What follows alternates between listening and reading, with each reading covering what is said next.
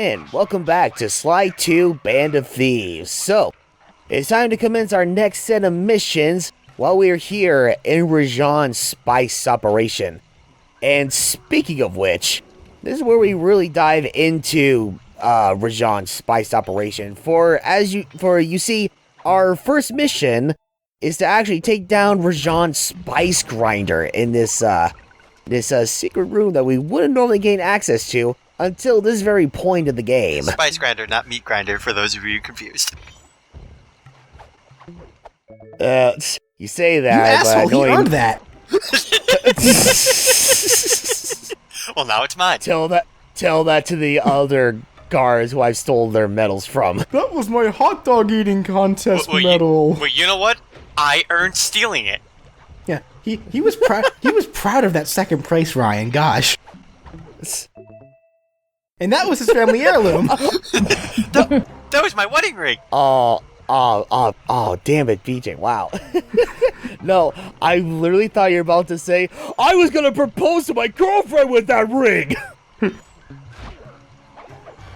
Well, I mean, I guess there's been plenty of times where somebody would propose to a girlfriend with a family heirloom, I guess. He's just stealing another one. He was proud of his second place too. That was his second place at Smash Regionals. You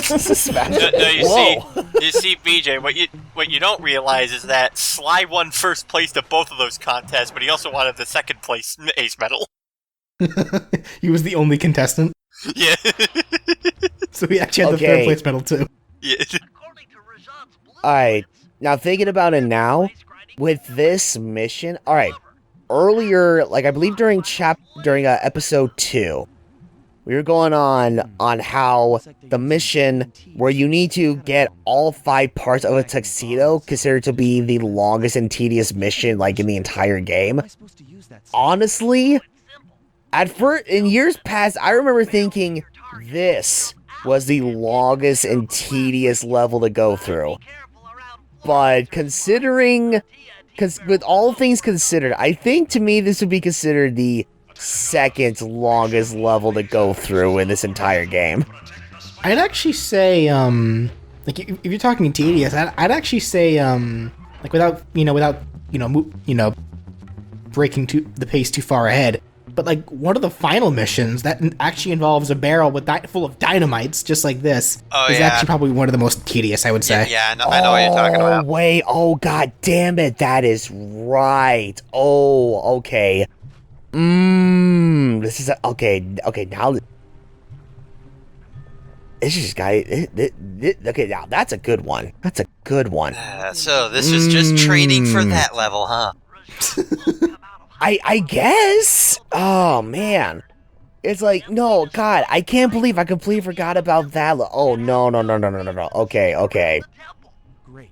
We do the world of all right.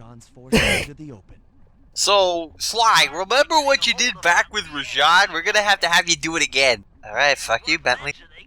I don't think my lace can handle that, Bentley. Nice. Oh, man. Yeah, God, you know what? Okay, alright. Thinking about it now, like, based on if I remember, like, how I handled that particular mission in like, this run, it's like, okay, no, BJ, you're absolutely right. That one level in the final area in the game, no, that is definitely the longest. I kind of want to point out, the concept of hiding in a barrel full of TNT. I feel like if this was anybody but Sly, like that wouldn't bode very well. It's like, okay, Bentley, what do you want me to do? I want you to hide in this barrel full of TNT, and I'm out. And that's my limit.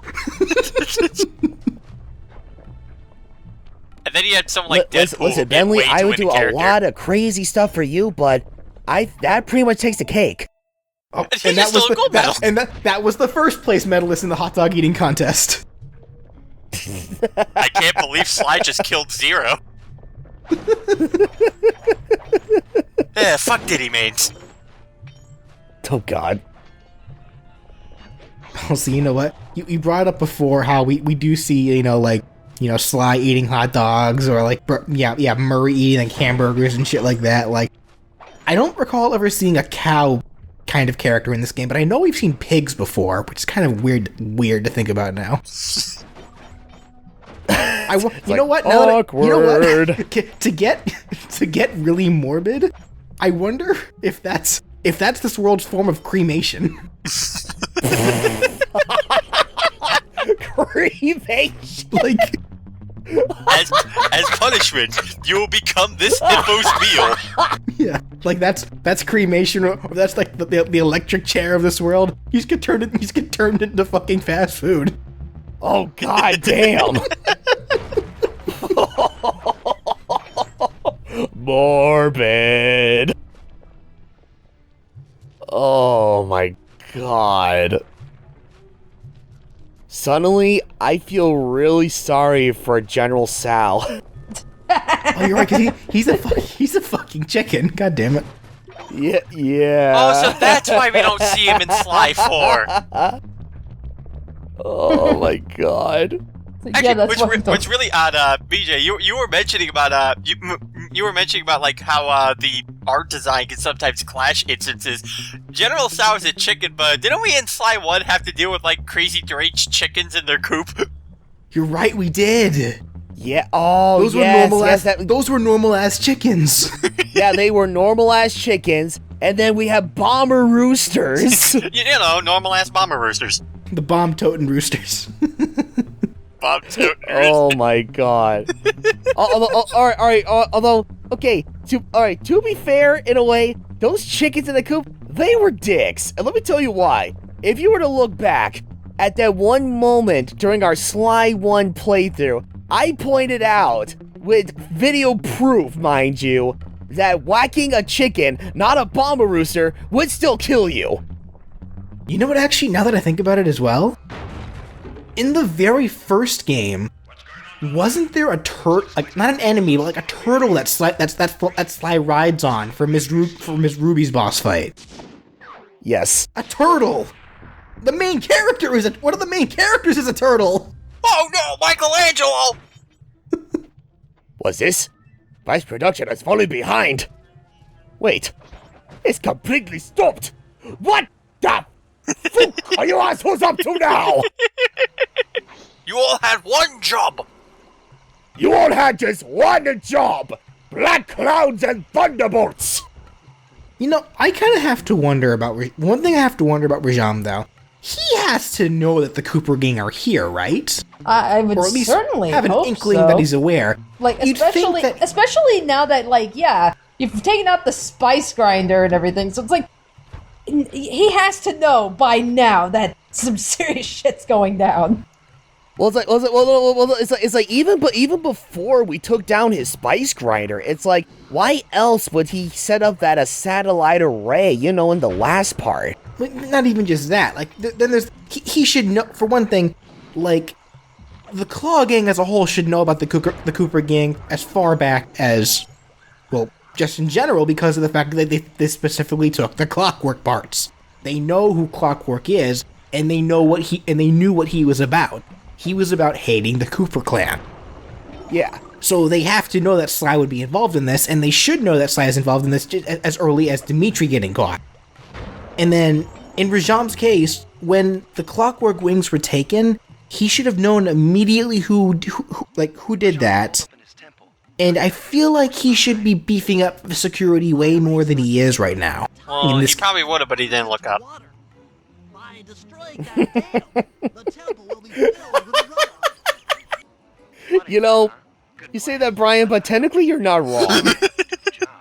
You're correct.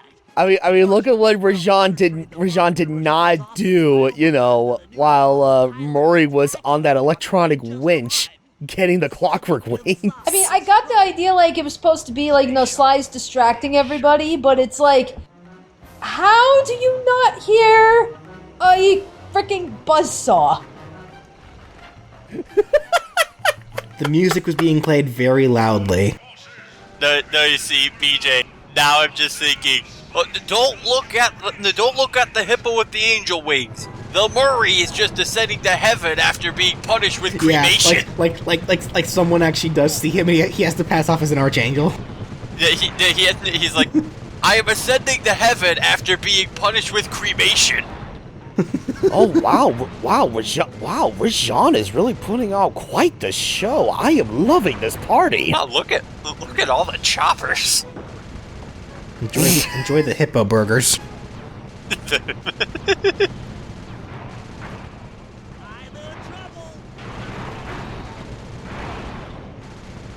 Oh god, there was something else I had in my mind, but I completely forgot. Oh, whatever. Hey, it's all good. But yeah, so it's like kind of reminiscent to what happened, you know, when we initiated our first turret segment during episode 2, when we initiated Murray's first mission in episode 2. Yes, again, be mindful of how much you fire the turret, because again, if you fire the turret a bit too often or fire it for too long, it will overheat and there'll be a few second cooldown. Also, I would like to point out, if these choppers get a bit too close to you, they will fire like at a much faster rate at you.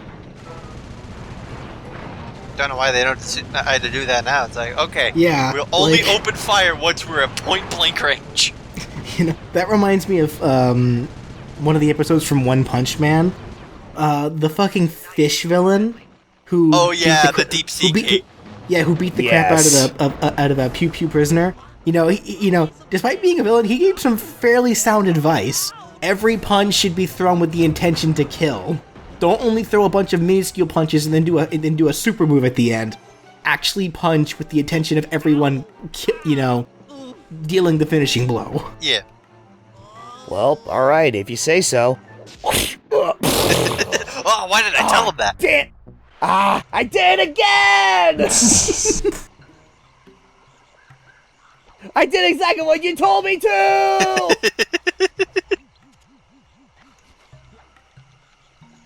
Honestly, I still love the moment in that episode, BJ, where the Deep Sea King just punches Saitama in the back of the head and his head just bobs back and forth. He just looks at the guy's like, dude, rude. Really? Danny, have you seen One Punch Man yet? I still have not gotten around to One Punch Man. That is your homework, young lady. You need to get on that shit right now. Oh dang! I didn't even know there was a season 2. Yeah, season 2 was announced. Oh. Yeah, okay. that is true. Yeah, I remember watching like a season 1 of my pastime. BJ's not kidding when he says you need to watch One Punch Man, because it's really, really good. Okay. I think how many episodes was it again? Was it only like 12 episodes or 24? Yeah, I think it was only like 12 episodes for season 1. It's not very long. Oh, okay. Like you can watch it in like an evening. Come on, mommy! Kind of makes you wonder if that anime is on Hulu or not. Well, I know it was on Netflix. I don't know if it was dubbed or subbed, but I remembered seeing One Punch Man on Netflix. It might be dubbed then, because I do know like they have officially dubbed all the episodes. Right. That is true. Yes. Once again, thank you, Toonami. But yeah, it's like I guess technically Viz Media would be the reasoning behind the English dub. Seeing as how Viz Media technically does own the rights to One Punch Man, much as they do with like Blu-ray DVD distributing rights to JoJo's Bizarre Adventure, as well as the English dub. Sly, be very careful with that diamond. It's very fragile. Okay, starts slapping it with his cane. Why? What did I just tell you? What did I just say? Wow, this thing's a lot more durable than what you told me, Bentley. You mean you just experimented? Sorry, Bradley, I just got all caught up in the moment. You know what? It's one of those cases where the Ruby like takes all kinds of fucking abuse and doesn't even get a scratch. But in the moment, like, Marie picks it up and breathes on it, it just shatters. No, like the moment like he touches it with his finger, it shatters to pieces.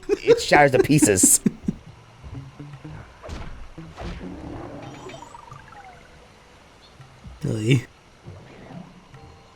It's like, Murray, whatever you do, be extra careful in picking up the ruby. Alright, well, whatever you say, Bentley. I'll just easily get... It just turns into fucking dust. It just blows into the wind. No, you see, Bentley, that's what I he don't does. think He accidentally activates the flaming fist and he just burns it. How are you able to burn a freaking ruby? How hot are your hands?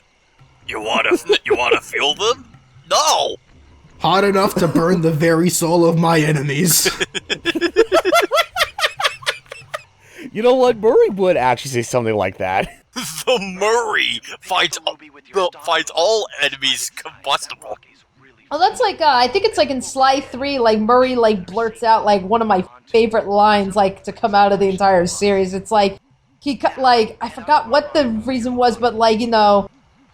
Oh, wait, was it against the lion? What, are you talking about Octavio? I don't remember. I just remembered the line was, like, he got so angry, he said, I'm gonna floss my teeth with your spine. Yeah, that was definitely with the fight with Octavio. Yeah, I loved that. I loved that line so much. I love that line too. Well, a lot of the characters actually said some pretty violent threats in that game. Now that I remember, Honestly, they really did. One of my favorite interactions in Sly 3, honestly, was with Sly and Lefouille. Where if you just choose to insult him. Lefouille. Who was Lefouille? Again? He was the pirate. The pirate. Right. Yeah. It's like making me walk the plank. You're the pinnacle of creativity, Lefouille. Not creative. I'm the smartest man on the 7 seas. You dim-witted scabbard. What, you got a knack for name calling. Put two nonsense words together and pow, scary pirate name calling. Also, I just have to say, after seeing that guy, it's like, I like how this game actually does go a little more into the fact that we are a thief gang, and they probably do have some shady underworld connections. Yeah. Although, True. It's like, although I think, is that really, I'm trying to think, is that the only instance that we see something like that? Because usually we're kind of on our own. I know Bentley says, well, according to my sources, but we never actually see him, like, getting in contact with anybody. So that's where it's like... Well, it's interesting that you do say that because, yeah, funny enough, it's like, this is actually the only time we see an instance like that, where it's like, yeah, they mentioned about, like, a reliable source, per se, but in this mission, yeah, we do actually see that reliable source in person. Every other time when they mention a quote-unquote reliable source as such, it's like, no, they just flat out say it, but they don't really... They just leave it at that, really. We don't really see anything else afterwards. I think that was something I asked in an earlier part. Like, I forget if it was a part that we actually kept, or if it was one of the ones that you needed to scrap. But like, I remember like I asking specifically like how Sly needed to call in some favors. Like, you know, like, yes. like favors to who? Like, I remember asking that. No, that was it. I believe that was at the beginning of part 2, actually. Okay. The Cherry Bomb 5000. Okay, Bentley, we got the Cherry Bomb 5000. What do you want me to do with it? Okay, Sly, I want you to wear it around yourself and shove the cherry bombs up your ass. And I'm out. It's like any other person. No, really, it's not as bad as you think it is. Remember all those other TNT barrels you've worn before? It's literally like that, just a little bit more powerful. It's nothing to be afraid of. Let me get this straight, Sly. You're not gonna take this gem and stick it into any orifices, but you'll die right into a barrel of dynamite. Oh, man. Okay, but I think with that, I'll pretty much do it for this part of Sly 2 Band of Thieves. Now, we got the majority of our main missions done, except not exactly. We accomplished everything Bentley told us to do, like from our last briefing, but there is one last thing we need to take care of before the big heist, and we're gonna need some extra assistance with that one, and you'll see what I mean once we get to it. So tune in next time when we do just that.